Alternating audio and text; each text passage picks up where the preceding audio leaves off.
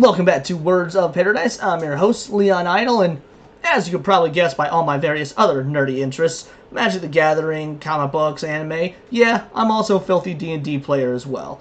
And frankly, I love the game. Have for years, and even though I loathe Wizards of the Coast, the company behind D&D, I still enjoy playing. I just don't purchase anything from them. We homebrew everything or use free PDFs we find on Google.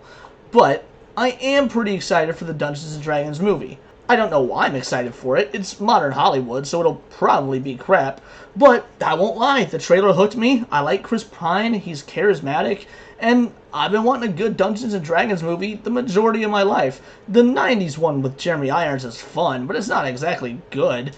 Well, in regards to the movie being good, Chris Pine has opened up about it, saying Chris Pine says his Dungeons & Dragons movie isn't cool.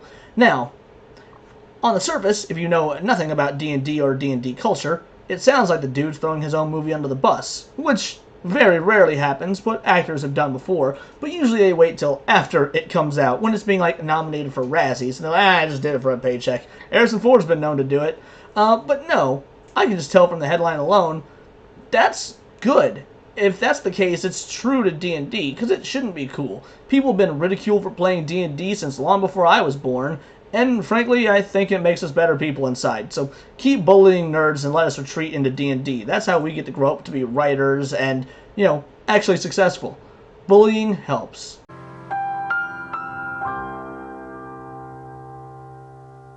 That being said, let's go through and see what he has to say and see if my suspicions about what he means about it not being cool are correct.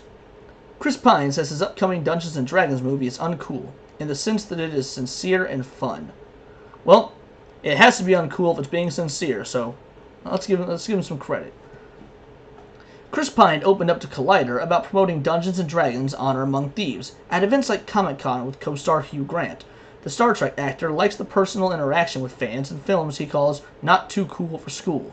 Grant, on the other hand, isn't as excited about the unassuming culture the movie sprang from. Pine told Collider he appreciates the authenticity and spirit of the film.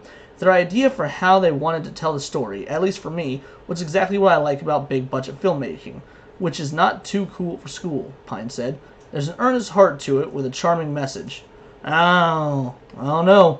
Anytime the word message gets used, I start to clam up a little, but maybe the message is something as simple as power of friendship, do it as a team. That is what D&D is all about, working together with friends and finding up cool problem-solving solutions. So if that's the message, good, it's in the spirit of the game. If the message is anything political or agenda-driven and they're using the guise of D&D to do that, well, first of all, I wouldn't be shocked. Wizards of the Coast has been doing that as a company, and they own D&D. But also, that's just not why I want to go see a D&D movie. The point of fantasy is escapism. But I don't want to judge the movie. It's not out yet. Haven't seen it, so Dungeons & Dragons is the original tabletop role-playing game that sparked a new way to socialize and create a new gaming genre in the 1970s. Honor Among Thieves captures the chaotic energy of the game that players love. Yes, there definitely is going to be chaotic energy if they're going to be doing it right. I mean, the meme has been around for years. How you think D&D is going to go, and it shows, like a picture of the Fellowship from Lord of the Rings, how it actually turns out. And it shows a picture like the crew from Monty Python and the Holy Grail. And that's beyond accurate. I mean, for a D&D movie to be truly a D&D film, it does kind of have to be equal parts hardcore high fantasy adventure with epic proportions, like something like Lord of the Rings, and stupid, slapsticky, out-of-left-field humor bordering on nonsense like Monty Python. You really can't have only one or the other and truly capture the spirit of D&D. So I'm hoping to see that. I'm hoping to see people do things that are completely implausible to their character. Like, maybe they remain in character, but someone falls off a mountain, and they start flapping their arms really hard, and miraculously they fly up. And everyone's like, what? And it's never explained. And we as the audience can chuckle because a nat 20 was rolled. Doing little one-off nonsense gags and then not explaining them, I would love to see that in this movie. Jonathan Goldstein and John Francis Daley, writers of Spider-Man Homecoming, co-directed Dungeons & Dragons Honor Among Thieves, which tells the tale of a ragtag party of not-so-good guys who were sent out on a quest to make amends for their evil deeds. A star-studded cast joins Chris Pine on the high fantasy adventure, including Hugh Grant as a thief named Forge Fletcher, Michelle Rodriguez, Regé-Jean Pogg, Justice Smith, and Sophia Lillis round out the cast of less than perfect characters. I hope Justice Smith's acting has gotten better since Detective Pikachu. While I love that movie, and while his acting is atrocious, it's also fine because it's a freaking Pokemon movie. But with something like D&D, where there is going to have to actually be acting talent, because you're going to need a wide range of serious character moments and goofy off-the-wall stuff, I hope Justice Smith is up to the challenge, because I do want to see him succeed, but yeah, the only thing I've seen him in so far that I can remember being him, not so good. Oh, I think he was also in the Jurassic World movies, which are abominable.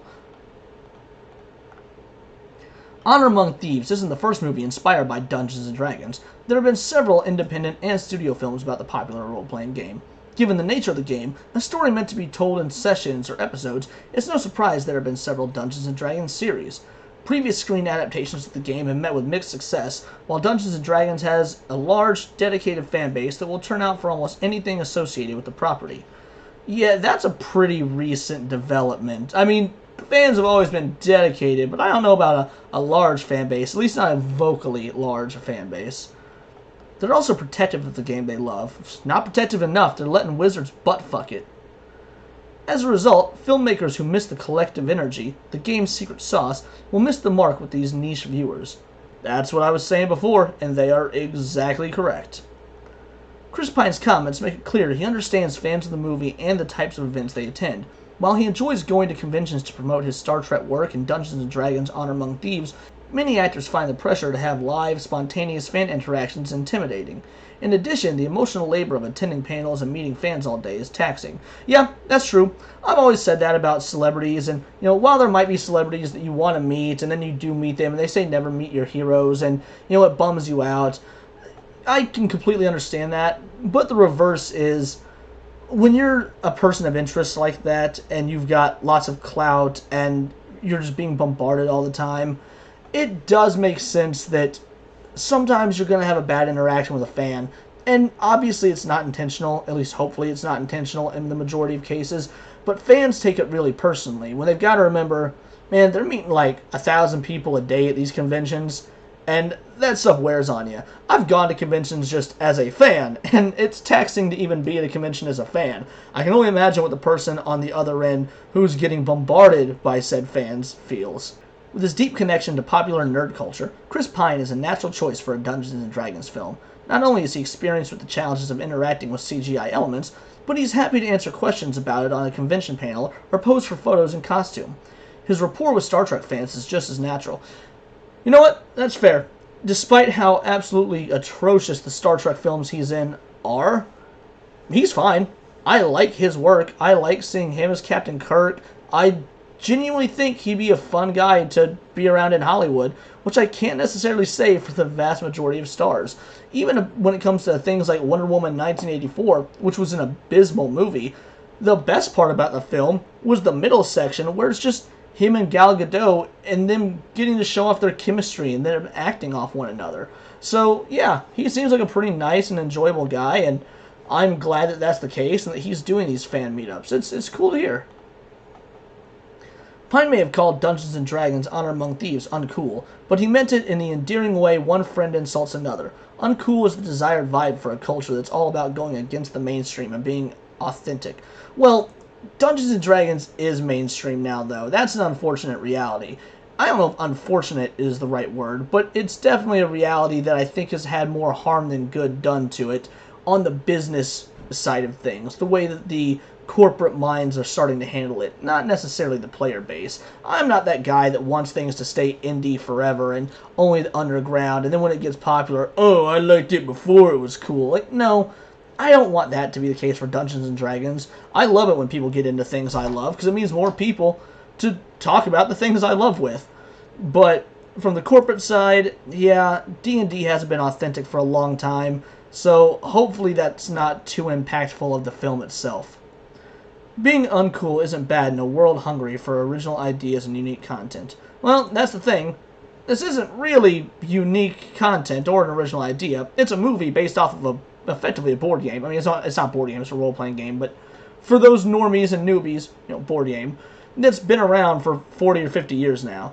There's been there's been at least two other box office released films. There's been a cartoon, and like this article said, probably a bunch of other non-licensed products.